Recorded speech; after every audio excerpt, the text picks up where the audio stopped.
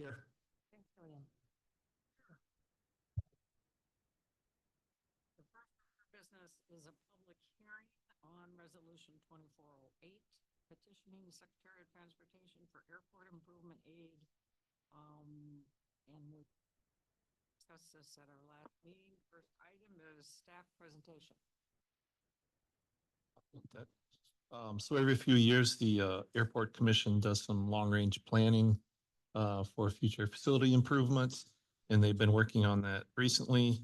So they, as part of that process, they developed kind of a long list of potential future projects, kind of like our CIP, basically projects they would like to see happen at some point in the future. Some of them may not happen, but in order to have any possibility of obtaining any funding assistance for any of those projects, they need to develop this plan and then submit a petition to the Secretary of Transportation, which gets them in line for potential funding from the state and federal government. So that's essentially what this list is. It's to get everything in the line so that if funding does become available and they decide to move forward with any of these projects, they do have that opportunity. So the Airport Commission obviously recommends submitting this petition, and the Plan Commission also did review this at their last meeting and also recommended going forward with the submittal of the petition. And Bill is here to answer any questions that you may have.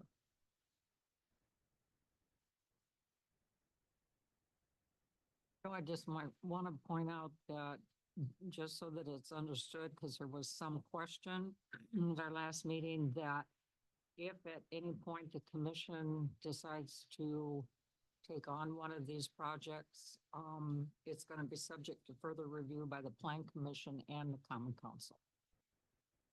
Just confirming that so that it's not a given that all of this is just going to happen. Okay, I have no one that has signed in to request for public statements in favor.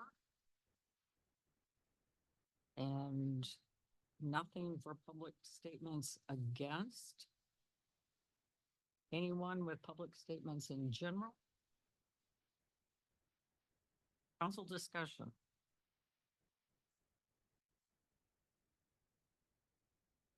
Any questions? Bill is here, Bill Foster. If you want to go to the podium, Bill is here as part of the Airport Commission if anybody has a question. I'm Bill Closter, 975 Highbury Circle in Platteville. I am the chairman of the Airport Commission, and I don't know if we've beat this to death or yet not, but due to the grand audience we have here today, I thought I might get on my soapbox a little bit and talk to the council about some of the things we're working on that aren't in this petitions. But first, anybody have any questions on the petitions? Like it's already been said, these things are not necessarily going to happen. They're not going to happen in lockstep with number 1 all the way down through number 13. Some of them are related to others, acquiring land, for example. If we do a runway extension, well, the first thing is we have to get approval to do a runway extension, and that has to come from the FAA. And in order to get an extension of the runway, we have to demonstrate that we have a certain amount of traffic that would require that additional length. That's going to be a hard thing to do unless a business was to relocate here to Platteville that had an airplane and they would regularly make trips. They could write a letter and say if Platteville had a runway of this length, we would have so many operations every year. And if that gets over the magic threshold for the FAA, then we can talk about getting that. You're talking there about, I'd say at least $5 million project. And there's a lot of nuances in that. So which runway do we extend? One's easy to extend. We own the land, but it would require raising the city of Platteville and using it for fill because there's such a drop off. The other one is fairly level, and but it would require buying land, rerouting a road, and changing a power line. So nothing that's really easy. And we're backed up against the highway in the other direction. So a lot of things going on. I'd love to see it happen. I'd love to see the air traffic here. I'd love to see Platteville become more economically vibrant. But we're going to leave it in there until somebody else takes charge, I guess. Any other questions about the petition? Ken? A general question. Today I was outside working and I heard a helicopter. Now, do any helicopters use the airport or are they? Yeah, we have helicopters. There are no helicopters based at the airport. In other words, they don't stay there continuously. But we have two helicopters right now in one of our hangars. And they're both, one's doing a survey, electronic survey of some type, and the other one's doing power line inspections. And there's also been helicopters come in and used for spraying. We have helicopters occasionally, and we frequently have the fixed wing aircraft that are spraying, doing agricultural stuff. And you answered my questions about fuel, but what does a helicopter use for fuel? They can use both. A smaller helicopter, the one that I've seen spray around here is a Robinson 222. And it's a piston engine. It would use the 100 low level. The 530, the McDonnell Douglas 530 and the Bell 206 Jet Ranger that are out there right now, or were out there last night, are both jet fuel. They're both turbines. In fact, they use virtually the same engine.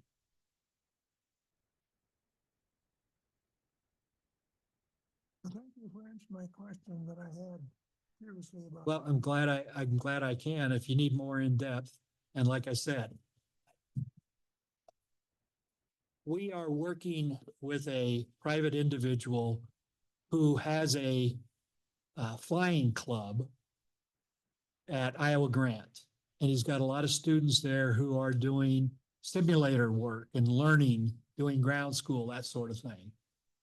He desires to try to start a flying club here at Platteville. And what that would mean is there's several people go together, they pay some money up front, and they lease an airplane.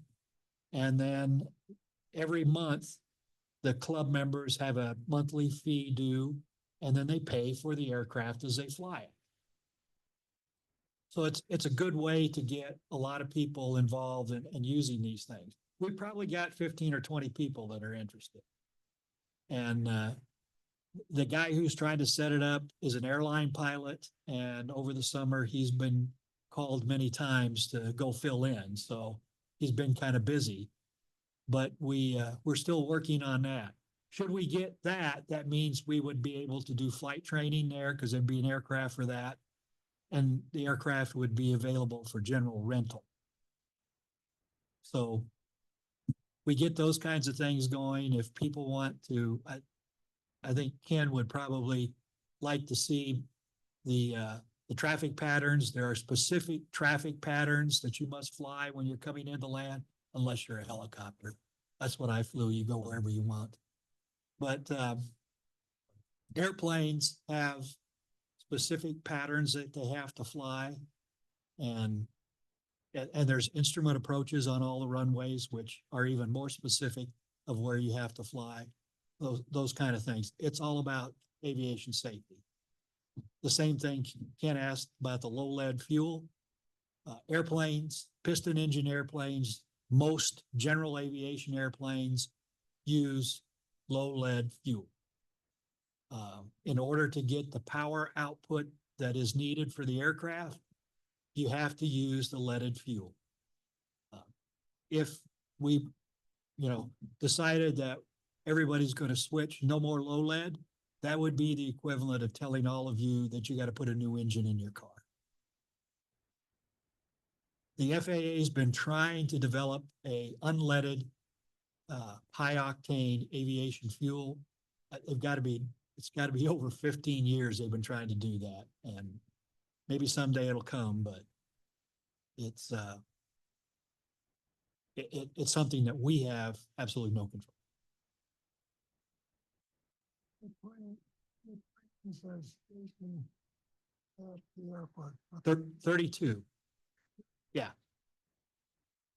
As far as business planes or any for business, well, I think the only one that's out there remaining for business is Tricor's. okay, Tricor has an airplane.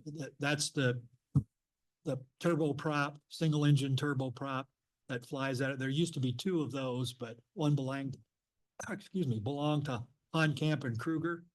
And when Camp and Kruger split, the airplane, they sold the airplane, so. oh, thank you.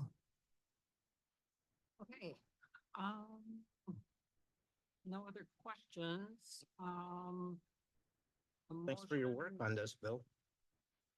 to close the hearing. I move that we close this public hearing. I'll second. Second to close the public hearing, we'll vote. Nicola? No? Yes. Parrot? Yes. Cop? Yes. Gates? Yes. Killian? Yes, Okay, last part of the hearing is common council action. Someone, I move to approve, a motion to approve resolution 24-08 petitioning the Secretary of Transportation for airport improvement aid. second, in second, any discussion? Okay, no. Yes. Parrot? Yes. Cop? Yes. Gates? Yes. Killian? yes, Motion carries. Thank you, Bill. Okay, next is consideration of consent agenda. Following items may be approved on a single motion and vote due to their routine nature or previous discussion. Please indicate if you would prefer separate discussion and action. We have council minutes from the regular meeting of July 23rd and the special council meeting of July 30th, 2024. We have payment of bills, the financial report for July, and the council president has a very healthy list of appointments to boards and commissions, and I will read those.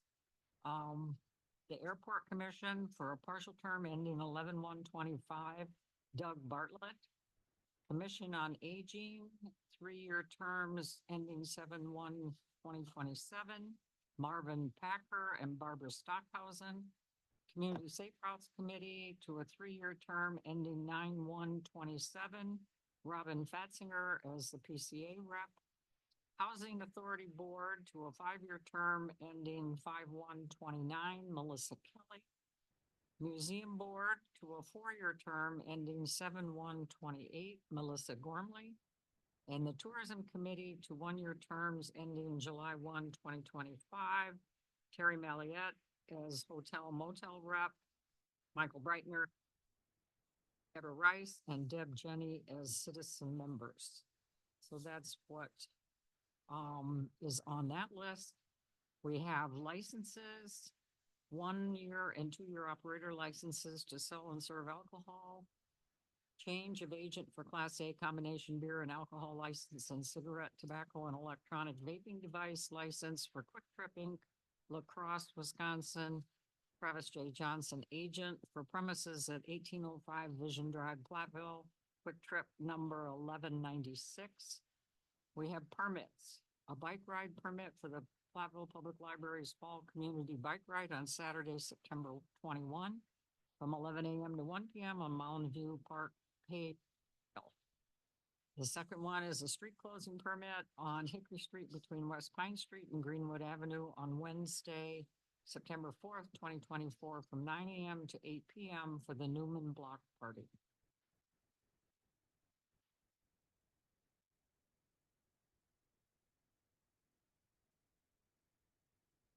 Have any questions? Questions? I'll make a motion. I move to approve all items listed under consent agenda. Second. Second by Lynn. Will vote. No, Yes. Parrot, Yes. Cop, Yes. Gates, Yes. Killian, Yes, motion carries. Okay. Citizens' comments, observations, and petitions, if any.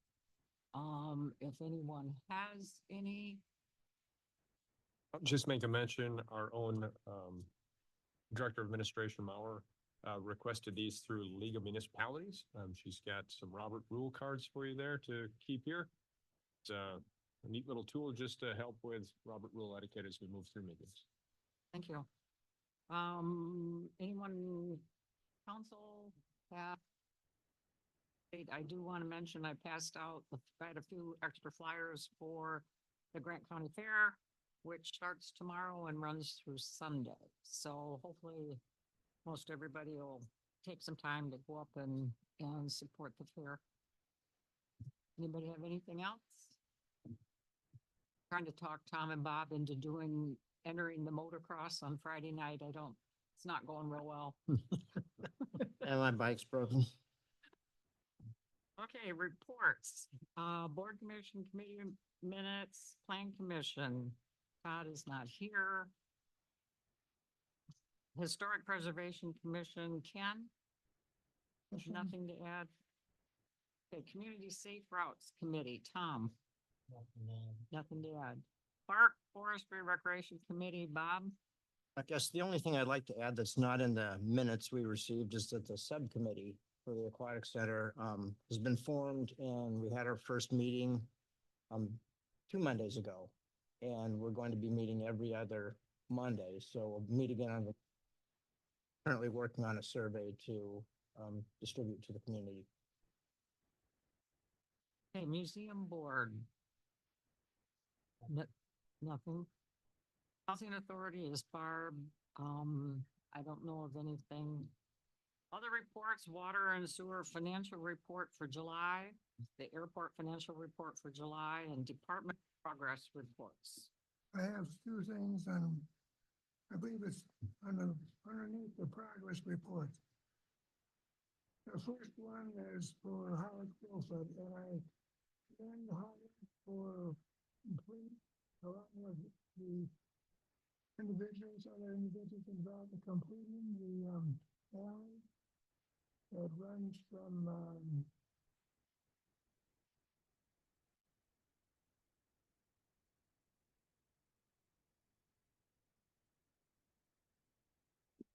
down to Alden, right? Yes. Yeah, thank you very much. The person is, I'm sure, very appreciative. That's Yeah, one is for, I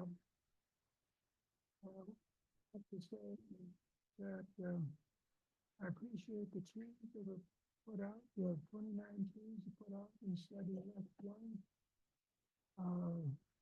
For Megan's.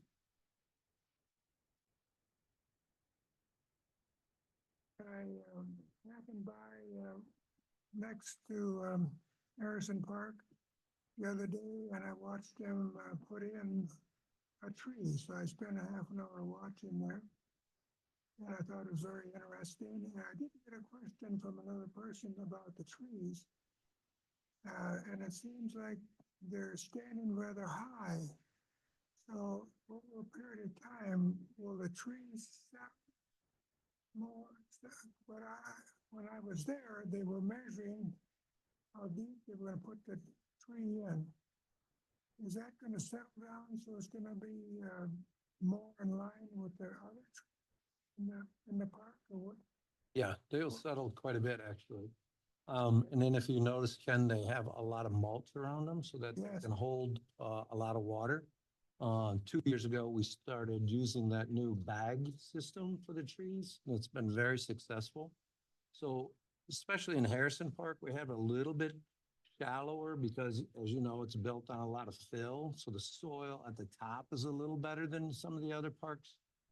Just at the top, the bottom is a little rougher, get a lot more clay and a lot of more fill material. So we have them even just a couple inches higher at Harrison than they are at other parks. The other thing with Harrison is, because it has a lot of watershed. And if you kind of notice, especially the one that was closest to your house, right near the volleyball courts there. You notice the water sets in there. So if we have that below grade, the water will set and it'll kind of drown out the trees.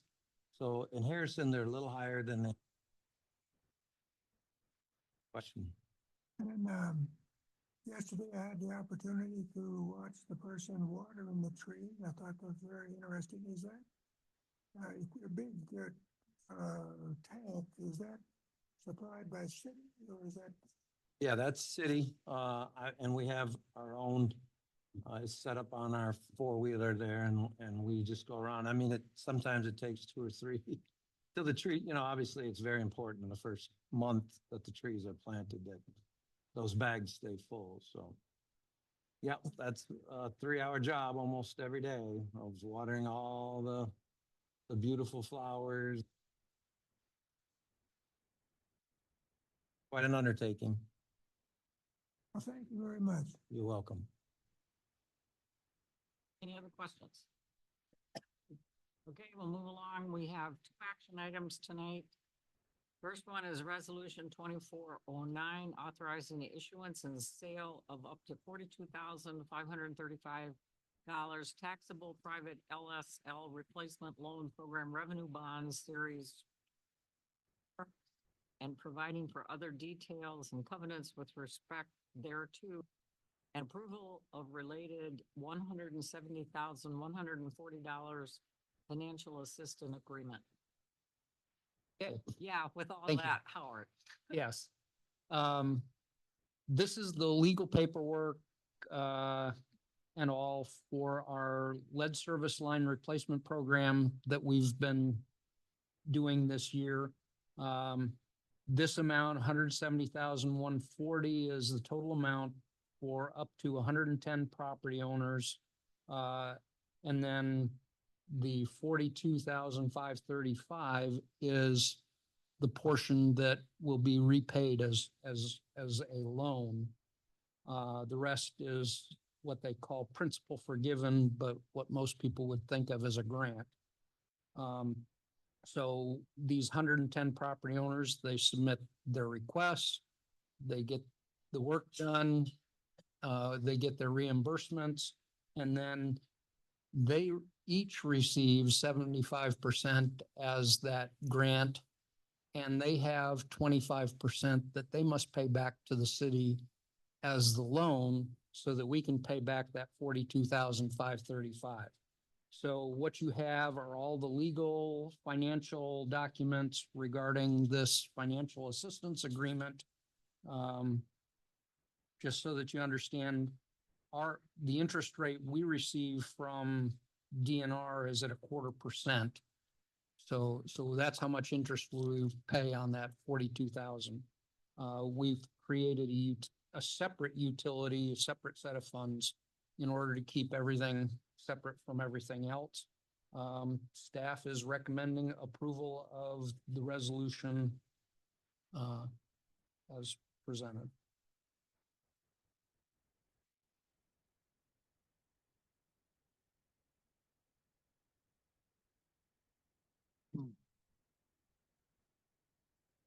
I have a motion. I move to approve resolution 24-09 regarding the final FAA and authorize the common council president and city clerk to sign the agreement. Motion by Bob, second, Ken, excuse me. Nicola will vote. No. Yes. Parrot, Yes. Cop, Yes. Gates, Yes. Killian. Yes, Motion carries. Okay, next we have for action asbestos abatement contract for OE Gray. Yes, thank you. We opened bids from 6 contractors to perform asbestos and lead abatement in the former OE Gray building. The bid tally is attached. Low bidder is MRD Group with a bid of $179,180. Staff contacted references, all had positive things to say. and would work with them again on any asbestos removal or demolition project. One of the concerns is that this was over our estimate. And so we believe that funding could come from one of three sources. If the actual construction contract comes in under budget, this can cover all or part of the overage. We do have a contingency budget. If that wasn't used during construction, that would also cover all or part of the overage on this. And the worst case is that if there were not enough funding from one or two, then those would need to be passed along to the city and townships. But staff, there really isn't a good solution. We basically have to get this done in order to move forward. So we are recommending that we award the contract to the MRD group. Questions? I think I'll agree that, realize that we have to do it to keep the project moving. Okay. Is there a motion? I move to award the asbestos abatement contract for Boy Gray to MRD Group at the bid price of $179,180. Second, Second. I think we had Lynn. Oh, Lynn. Okay. Discussion. We'll vote. No. Yes. Parrot, Yes. Cop. Gates, Yes. Killian. Yes. Motion carries. Two. We have a couple items for information and discussion tonight. First one is overnight parking on Jefferson Street, Cedar and Lewis. Howard? Yes. Had a resident and council member on behalf of residents ask about the parking on Jefferson between Cedar and Lewis Street. Right now, there's no parking from 3 a.m. to 6 a.m. on the east side. There's no parking at all on the west side of the road. The street is very narrow, same as 4th Street, for example. Street width is 21 feet between the curbs. If you have a normal parking stall, there's just a little bit more than one car's room to get through there at this point. We have 12-foot blades on our plow trucks, our big plow trucks, and there's 13 feet if there's a person parked there and the other curb. So, also fire trucks are also pretty large. So, I've got a list of options here. One is no change. People can park during the day and it allows emergency vehicles and plowing at night.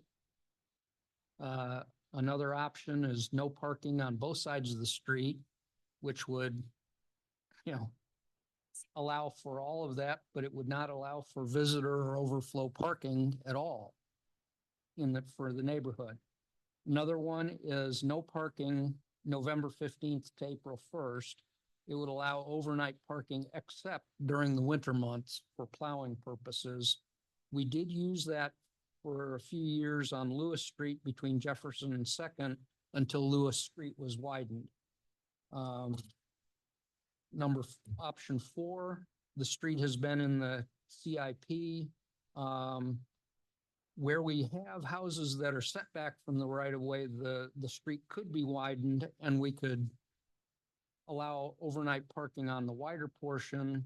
But that will depend on the CIP and budgeting process when and if Jefferson Street comes up for that, and then what I would consider the very last option would be to make it a one-way street, like we have for 4th Street. But as I say, it is an option, but I would consider it dead last in the rank of options. I did invite the person involved. And I have not heard from that person, or I don't see them out here in the audience. So I don't know if they're, if they accept my explanation of recommending no change, or whether they have, or whether they would, promote any of these other options. Like I say, initially, the person was hoping that they could allow overnight parking on that street for them, for residents, for visitors and everything else. But I don't see them here, so I don't know. I don't know what you want to do. I drove the street. It's a short block. It's very narrow, and it looked like all of the it looked like all the driveways could hold multiple. Worst case, if someone absolutely had enough people, they build their driveway and had a, could they go up past Lewis Street and just park there for the night? Well, yeah, they could park on Lewis Street, or they could park up further or whatever. There are options. People might have to walk a little bit, They wouldn't have to walk far. It's a really short block. about 600-700 feet. I'm very familiar with that street.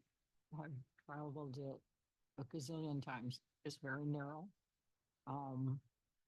And if there's really not been issues up till now, I would lean towards doing nothing right now. It could, I don't see how you could possibly have parking on both sides. And to take away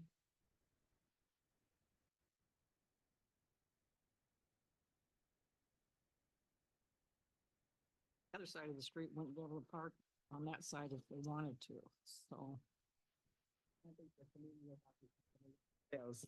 I think they've already acclimated themselves to that particular, the way it's set up now. And then I agree with you. If there's not a real barrier, if just one person's, you're very valuable, but you're not even here to fight for it. So I don't, yeah. Putting stuff like that on the community. Sounds like we're all in agreement that option one is the way to go. No, So, Clint, do we bring this back? If there's consent that we're feeling this isn't going to be an actionable item, then we'll Okay. We just withdraw it and it'll be done. Okay, thank I you. have a question. Howard, Yes. snow plowing in the winter. Are they throwing the snow both ways? I'm not sure how it works on that street because of they have the plows, and then they have their wings. The plow itself is 12 feet. And if there's no parking overnight, what they would probably do is they would probably put the wing down and just push it all to the one side, but I don't know for certain. I would have to ask. I was just wondering whether it goes both sides or one side or what. Okay. And then if they come back, and then if they're throwing snow on the sidewalk, then the citizen has to shovel that. Unfortunately, that's correct. Sometimes that freezes. And that's a nightmare.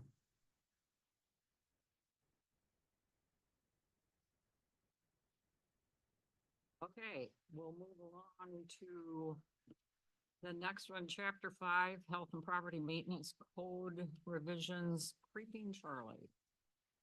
Yes.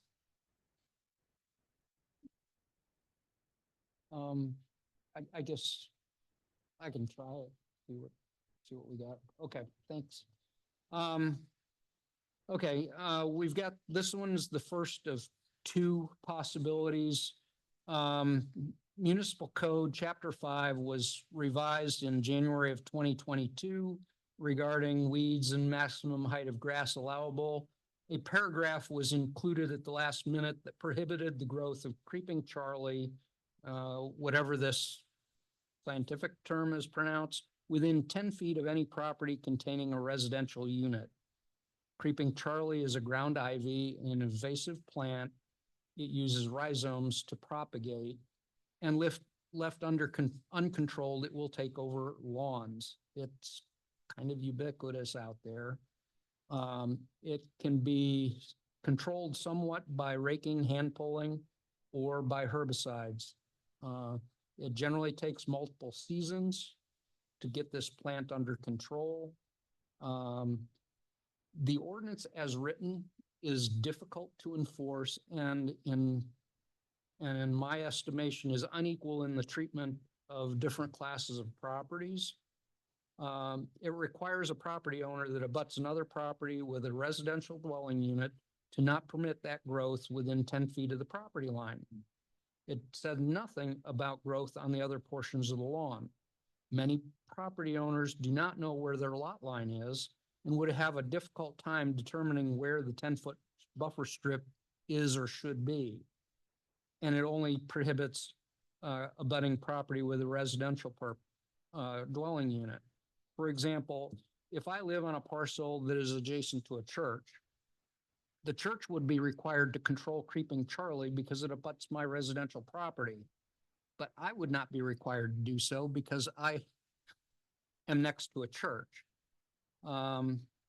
We have our code enforcement inspector, Jenny Rodell, did PowerPoint slides and had a survey that she did for this. And should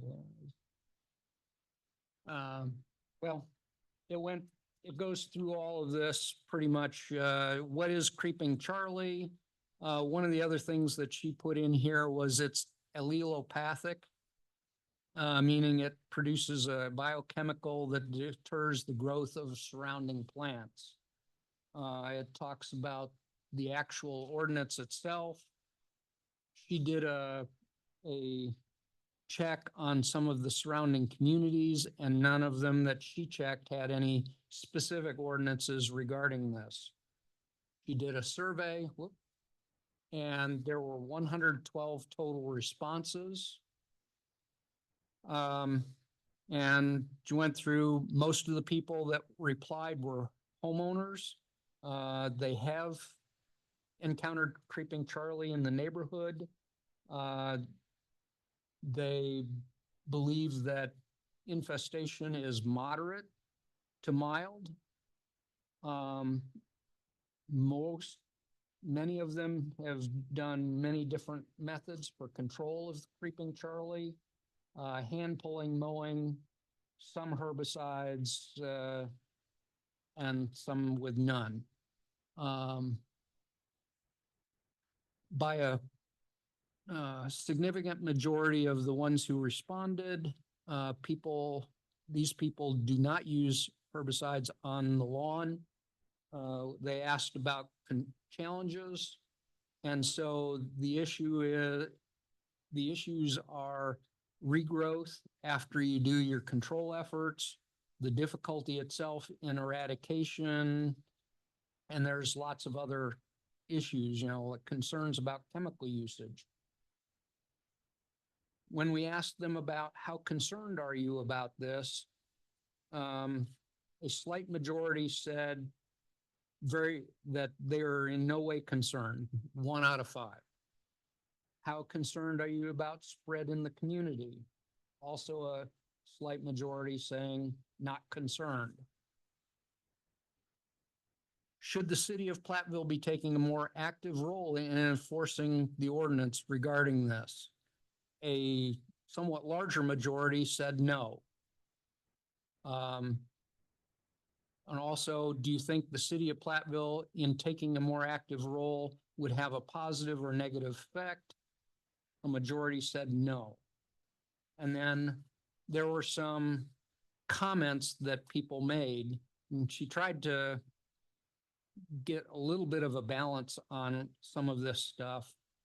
And here are some of the ones that they said, you know, I would prefer to have creeping Charlie than increasing in use of herbicides.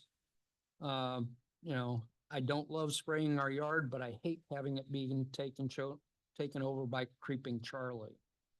Those are a couple of them. So I wish we had taken the time back then to properly vet this back in January rather than insert it at the last minute.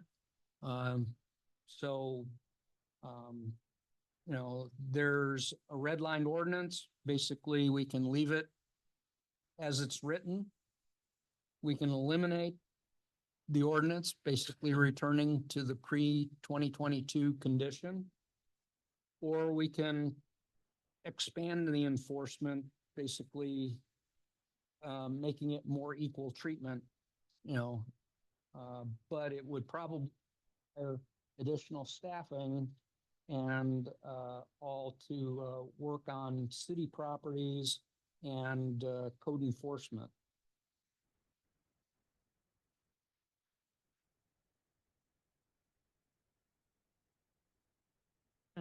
The vote next meeting. Yes, that would be the recommendation unless the council decided to stay with the leave as written option. How many people actually have complained to the city about freaking Charlie? Well, I'm aware of one that has brought multiple concerns to the city and elected officials. So basically, one citizen in the community has voiced a major objection. Yes, in context that the way things are written right now, and looking and having it enforced. So it wasn't, I mean, it's in context of us following that interpretation of what we have for ordinance, if that makes sense. Thank you. Just my biggest concern about enforcing it is that it would encourage people to use more.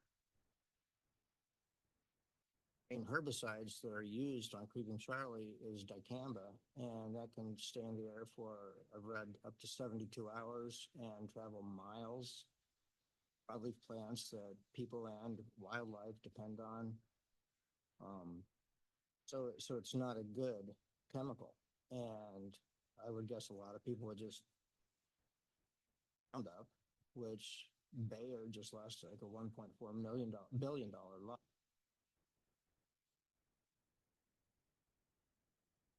To be a carcinogen, and you know they lost the suit.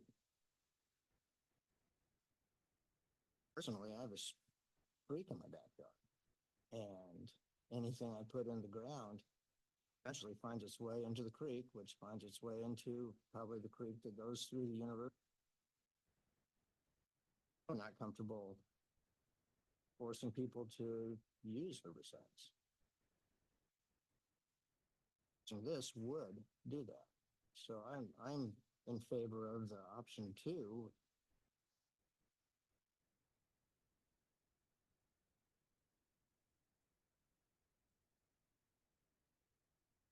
How have you decided yet on this?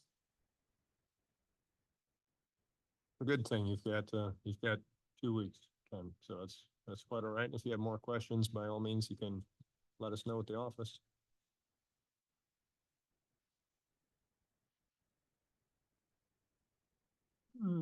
The last item on for information is chapter 5, health and property maintenance code revisions. No mow May. I got it Yes. 3 times. Yes. No more May. Yeah. Let's get rid of May. Okay, as we had discussed, last time it was revised was January 2022.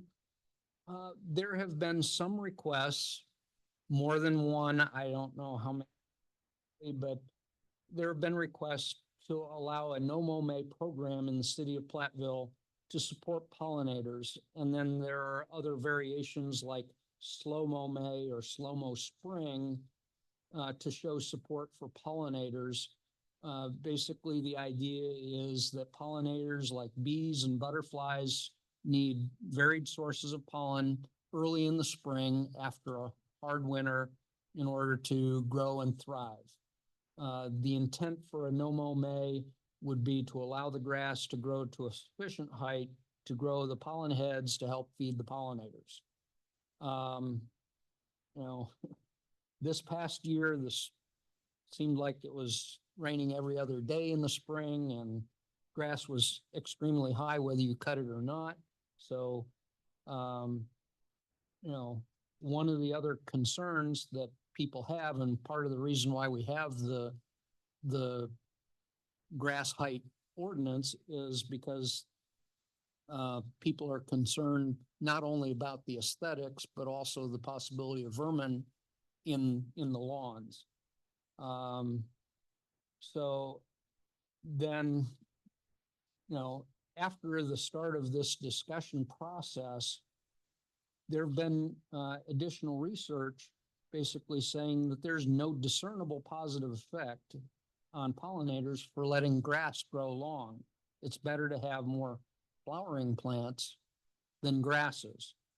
And then there's also been research that if you allow the grass to grow long and then abruptly cut it short, it puts stress on the grass.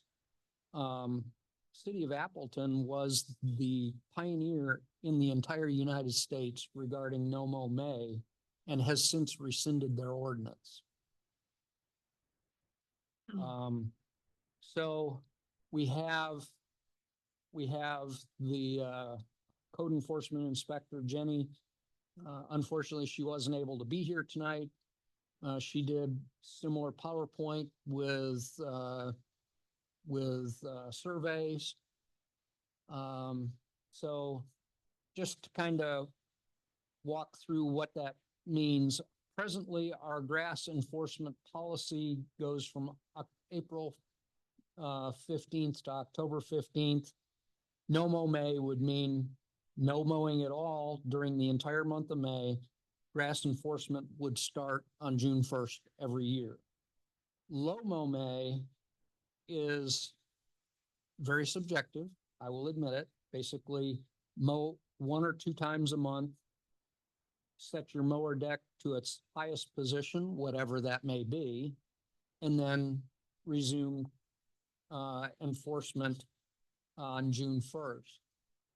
Slow mow May or slow mow spring, if you would be to do that same thing, mowing 1 or 2 times a month, mower deck to the highest position, and then regular grass enforcement would resume June 20th. So that's what we have right now. As we said, the purpose is to help pollinators.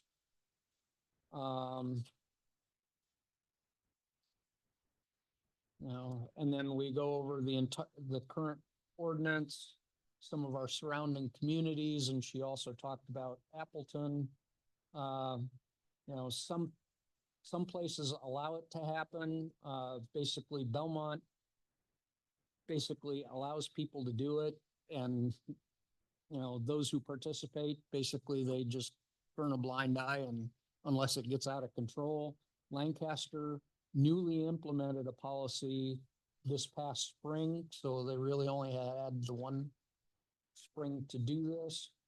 You know, Appleton was an ordinance, now it's reverted, but they also said that they would have someone come in and clean up the grass clippings, because if you let it grow and then you do it, then you'd have people go around and do the grass clippings.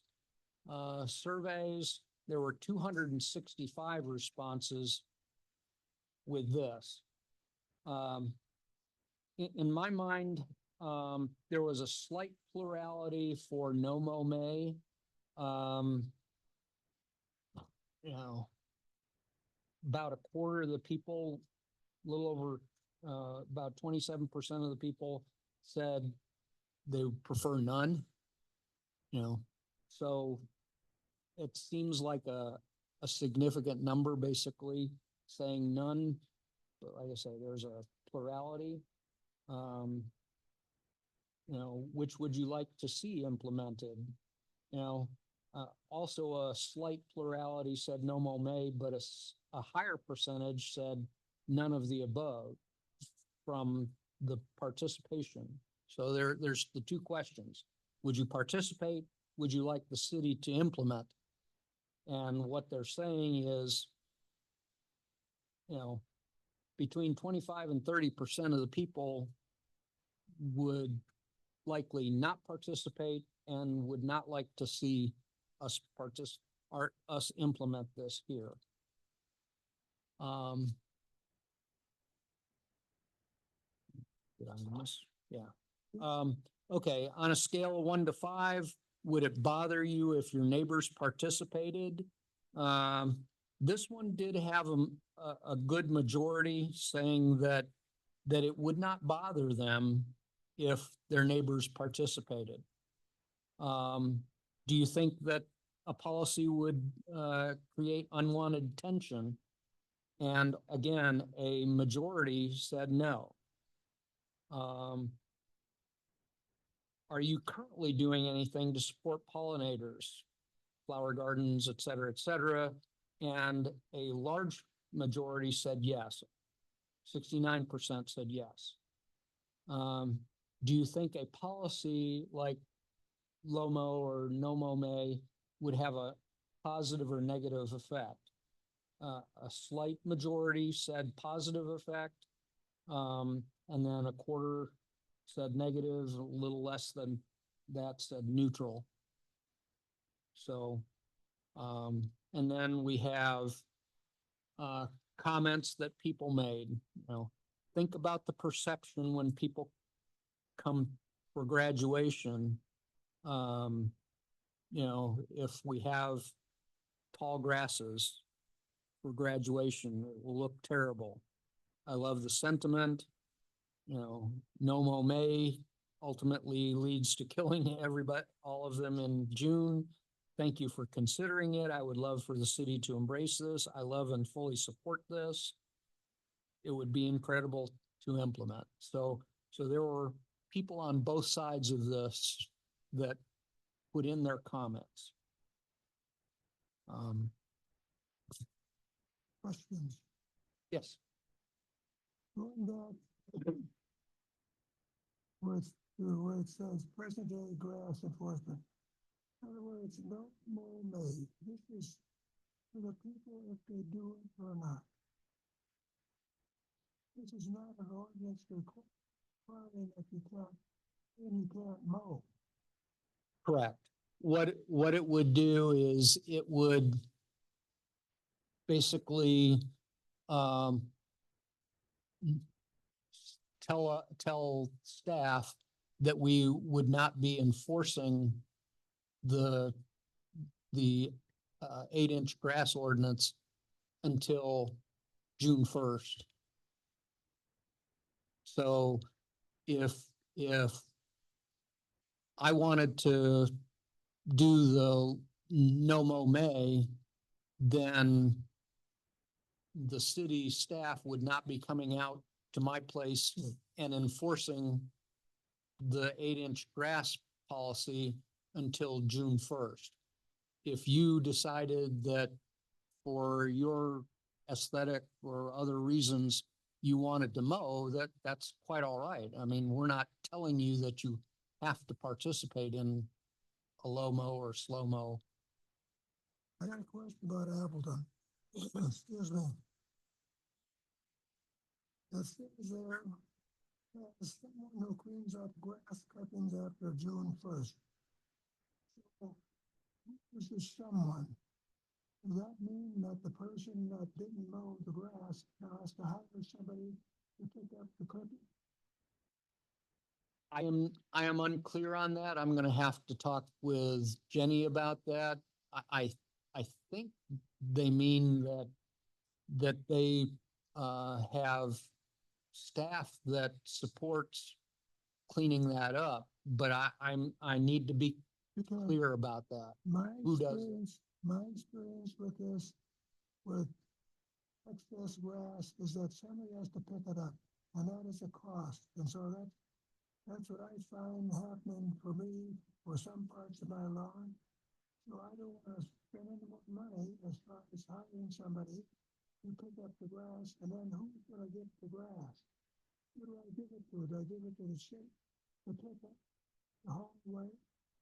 I don't wish to go out to the dump or someplace to haul the grass. So, yeah. for me, it's a costly thing depending upon how you do it. I would not be in favor of it because excess grass, it just accumulates. And I can shed a little light on that Appleton study, just from things that I've read. It, first of all, the movement originated in the United Kingdom in 2019, where it's a different climate. And then the study was written in Appleton, and it took off because one, it's, the intentions are great, and it's kind of a feel-good movement. But it was later shown that that study was not a very good study. And some of the plants they referenced don't even grow in this region in May. A lot of the things that let your yard go that would be good for pollinators don't come up in urban, and a lot of things that do come up could be dandelions and creeping Charlie are not.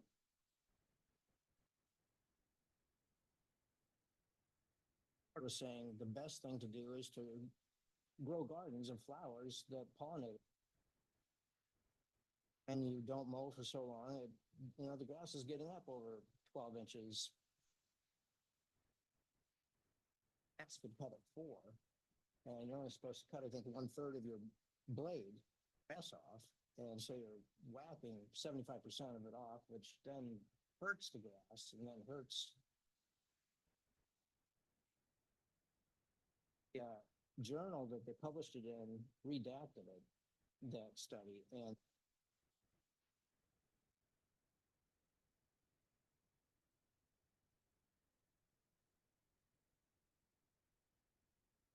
had studied the types of bees that were in the area. And so those are some of the reasons that Appleton's no longer doing it. One of the things for Akron that says on the first line was a policy, comma, now ordinance.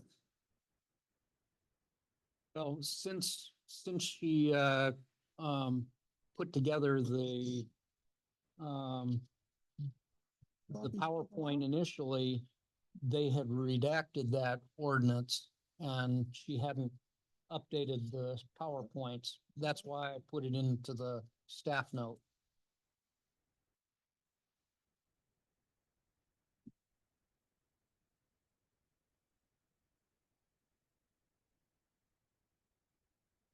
I don't think we need to have the grass grow any longer.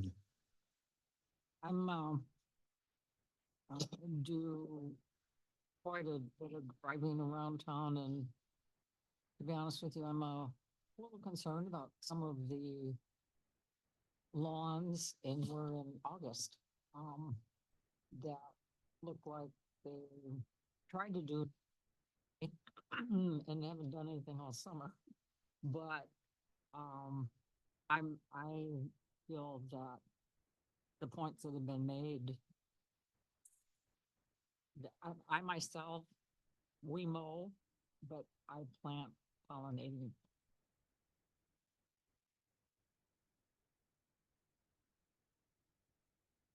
If there is a consensus to leave it as written, then we won't bring it back next time, if that's what I'm hearing. Approve option 1. essentially. Yeah, That's what I would be. take in favor note. of. I mean, that would be my. Lynn?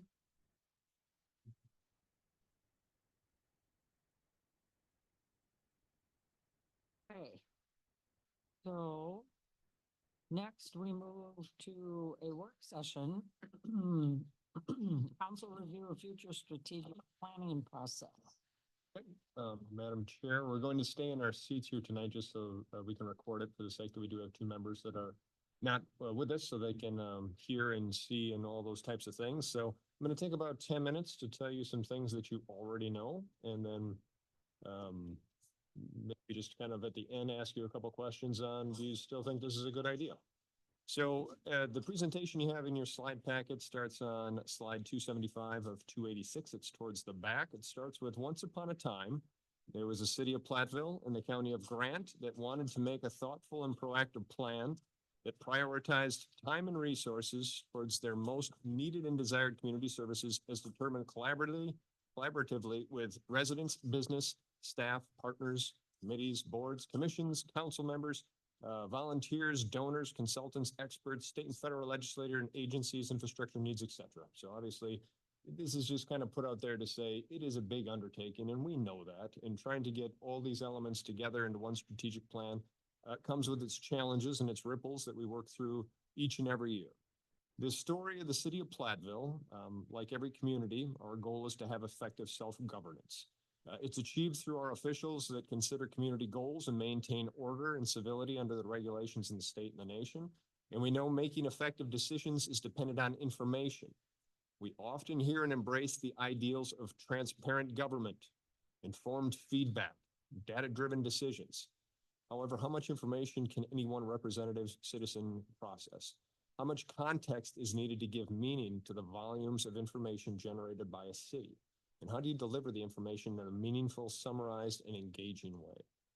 So my proposal is the story of the city of Platteville. This arrives at lesson learned. This should be a young city managers, not mangers, travel through Richland Center.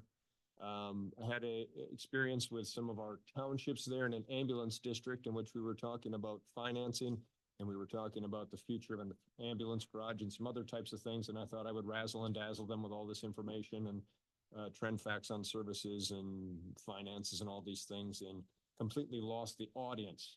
It was then that a very seasoned and veteran city mayor stepped forward and began with a nice elaborate story in which it all connected, and he was able to kind of win this audience back over, and we left arm in arm versus infuriating them with data points and other things that they weren't necessarily interested in. So with experiences like that, I would say that telling a story has a way to tap into our emotions, our experiences, our imagination, and our empathy. And I think it's even referenced several times in the 2021-2023 strategic plan of a desire to tell the story of Platteville. So my proposal to you folks tonight is that as we build our budget and our strategic plans that go into that, to try to lay it out as a story. And how are we going to do this? Well, it's kind of based on some more kind of geeky type of things on defining the purpose first. I'm on page 280 of 286 now. Defining the process that incorporates informed assessment, informed community engagement, staff evaluation, and council guidance. Trying to make that all into the soup so that we have, again, our information and it's making context. It becomes an institutionalized process, continuity of the planning. If we have changes in leadership, though, we have a policy in place where this battle rhythm continues on after generation, tweaking it as we need it. The process allows for annual reviews and modifications. So at the onset of it, we kind of do that review on, did it work last year, or do we want to make changes? A process that defines the roles of participants and opportunities for input and decision points. It's often kind of asked on, well, when do we get to kind of touch that? And when do we consider this type of a lever? So if we have that kind of more deliberately defined when those things come up so that folks can be informed of when the discussions are happening. We have a process that emphasizes informed assessment and financial feasibility when aligning with community goals and community council initiatives. So we're marrying up what our dreams and ambitions are, obviously with our financial limitations and aspirations. And then we have a process that deliberately and effectively utilizes existing tools. organization, studies, and reports inherent to city government. We're already doing a lot of strategic planning, whether it's with safe routes or it's with library or airport commission. We're doing a lot of work on here. I think it's just kind of that story and that deliberate process of bringing those things to the table for review and assessing them as we roll into budget processes. Page 281 of 286. Planning and decision process. You see your donut there of organizational decision making. It's an analysis, it's a decision, it's an implementation in which we're always kind of evaluating our mission, our vision, and values. For purposes of what we're going to accomplish here today, I would kind of ask you to visualize that analysis as the strategy component, the decision part as that budget component, and then of course the implementation is that 12 months of service delivery. So looking at strategy, 282, let's break down analysis. Look in broad strokes of kind of breaking it down into 5 major steps. The first step, an annual review of departments and operations, in which we're kind of assessing where we've been, things that went well, things that possibly need improvement. We then have a council vision and community plans where we're assessing things like a comprehensive plan. We're assessing what are the goals of the common council, what is our safe routes. We envision having management plans and those things in place. We have a community input session then where we kind of have a draft and get feedback in broad strokes from the community. This is kind of what we're thinking. What are your takes on it again in big policy broad strokes? We have council consideration and workshops. And then finally, we arrive at guidance in the budget process. And so if you can remember again that analysis and decision in green and gold, if we move into page 283 of 286, this is kind of what it would look like or how I'm currently visualizing it and working with staff on putting this together again. The front part of the year kind of is that analysis, that annual strategic planning process that gets us to the doorstep of our annual decision process, which we've done time and time again. Again, it's not looking to add a whole lot more onto the plate. The last thing I want to do is suffocate staff with a lot more reporting and a lot more meetings and all these types of things. Again, visualize it as building a storybook that we're going to review it annually and see what needs amendments. So we start in February with an assessment of the process, and that's where we're saying, did these chain of events and the checklist work for us the previous year? Do we want to change that? We set out a timeline for strategic planning. We affirm some of our controls, and this is kind of seen again as setting out at the forefront some financial principles that the city might have in place and some obligations, identifying commitments that we already have on the table. Gives us a framework to kind of work with as we try to financially feasibly fit everything into the plate. And then we have an annual reports and visions. And this will be me asking directors that in a February timeframe, we're going back and reviewing the previous year and delivering a formatted report that talks about things that went well, things that perhaps did not go well, budgetary points, perhaps things of the nature of if finances stay in a status quo, kind of a funding stream, what does the future look like for your department, your services? If we wanted to take it to the next level, what types of funding or movements would have to incur? Or if we're looking for a need, if we have to reduce services, what is your recommendation for reducing services? Conversations like that. And that is brought forward to oversight committees in getting their input. And one of our first steps in allowing for that feedback process. Again, you have then your folks that are working with us every type, all day in and day out that are kind of delivering that information for assessment from your oversights and community members that want to get involved. In March, then they're delivering those reports with feedback from their oversight committees to a city manager. We're then assessing our different studies and plans that we have against comprehensive plan, maintenance plans, downtown revitalization plans, water and sewer plans, safe route plans, all those types of elements. And again, to be able to sit down and review them together isn't something that we're going to do, but there'll be a city manager and staff reviewing the high points and think of it as a narrative response then that goes back to those on, well, this might fit on the table and this might not. Like all good plans, not all of it might make it over the finish line. And we draft then a city manager kind of guidance and preliminary vision. And this is kind of almost seen as a preliminary budget guidance for the future years, as well as kind of looking out in the future on CIP and again, building a narrative on what it kind of all looks like and trying to bring all these elements together. April, we do a component with some education in making this information available to the public. We get survey information and feedback from the public, and then we're able then to also reference those different community plans, those organizational principles, all that kind of put into place then. So when we approach you folks in May on an annual basis, we have a draft preliminary report. We're incorporating what the community thought of it. We're incorporating then also long-range financial planning and projections for discussions in May and June.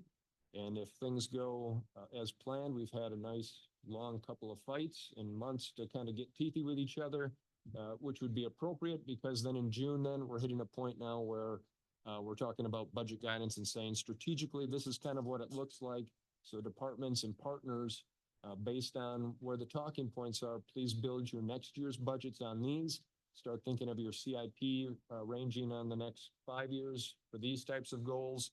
And we kind of have plans then to give these folks then support.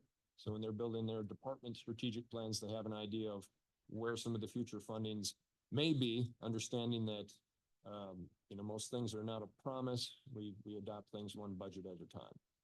And that leads us into July into an annual budget process that you folks are kind of familiar with.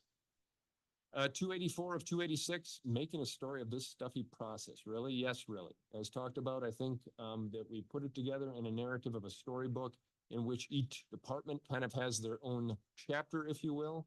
We have a chapter then dedicated to responding towards our community visions, our different plans, our comprehensive plans, our, again, safe routes plans. Then we have the element of that city manager guidance and vision of budget appropriations. Part of that then becomes the annual budget presentation to you folks, which usually comes in 2 servings, and then finally an adopted city budget. Moving on to page 285 in preparation for this, there is some work to be done. We have to kind of finish kind of the evaluation on what is yet to be accomplished out of a 2021-2023 and see if those things carry forward. A strategic planning process, which we're talking about tonight, as well as administrative procedures, and kind of firming that up so I have better guidance to my directors on what those annual reports look like in the spring and information that we need to consider. We also have to do some updates on our planning. Our comprehensive plan, I think, is coming due to do. I think we're going to try to move that up in CIP already for next year, Joe, to try to get that back in line.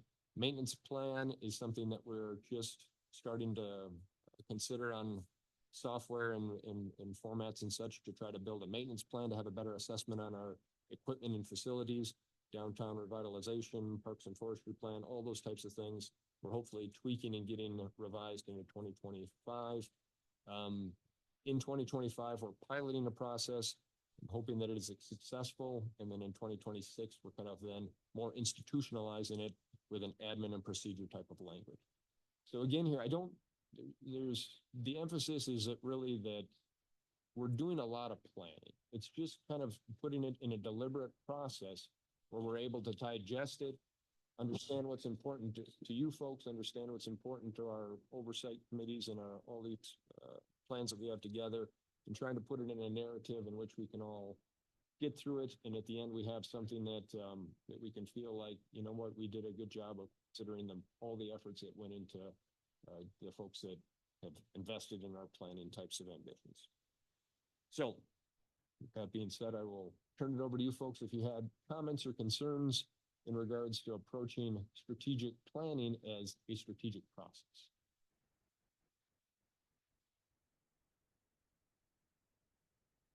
Green and gold, 283, I believe.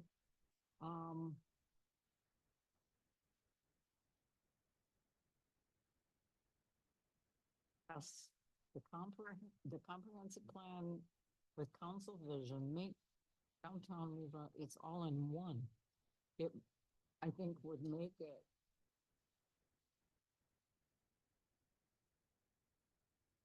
us to have the bigger picture rather than we start over here, we hear about this part. It will be all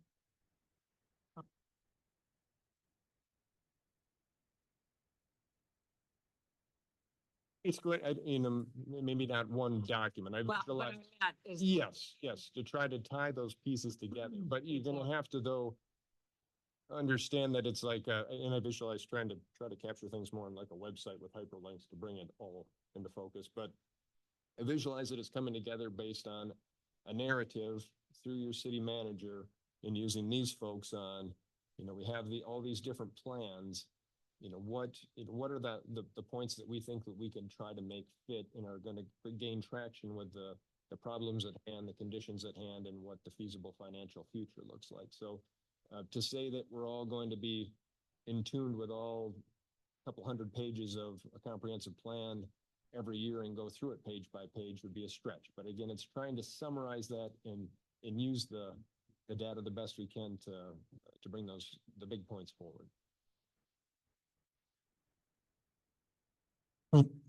I'm just, am impressed what you had to present to us. Because it is telling the story of the city and how it operates.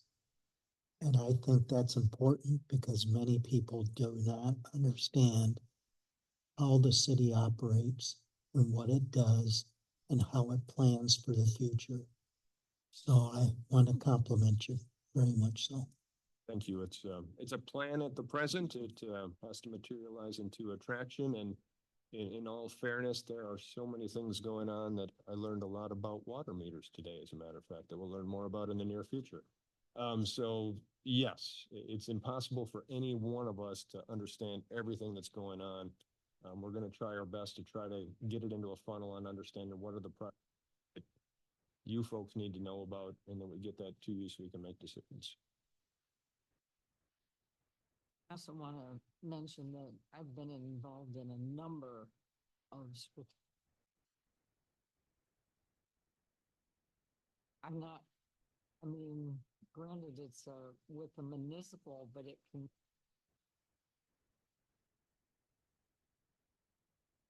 I really like it. I really like it. And you're doing many of these things already. It's just putting emphasis and deliberate thoughts into each of the things that you're already doing.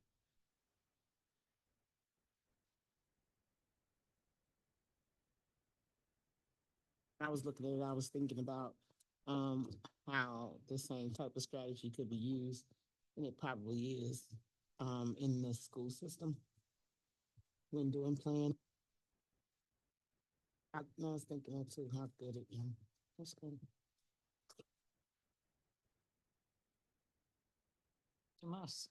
I don't think so. If you folks have thoughts on this, over the course of the next few weeks, by all means, I'll continue working with department heads on trying to build all the necessary preliminary steps to start getting things moving.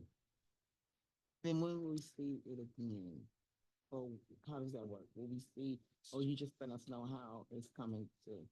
I'm hoping that it all kind of starts in next February with being able to provide departments with formatted reports that we can fill this out and begin in a February of next year. There'll be bits and pieces that are going to have to be developed along the way. Obviously, some of the components like updating a comprehensive plan, some of the other bits might be a catch up, but it's always going to be evolving. It's going to have to be amendable to meet the needs as things change. In other words, we're going to be storytellers. Yes, and I'm hoping that each year the story becomes redundant and we all learn the same kind of talking points of, say, like coming from Howard, where there's advocacy for investing about 4 million annually into infrastructure pieces to start catching up with needs. I'm hoping each department can provide you with a couple of those solid sound bits each year. We are like, oh my goodness, broken record, here comes Howard again. And that's the way it should be, though, is that we're drumming on those things that are near and dear.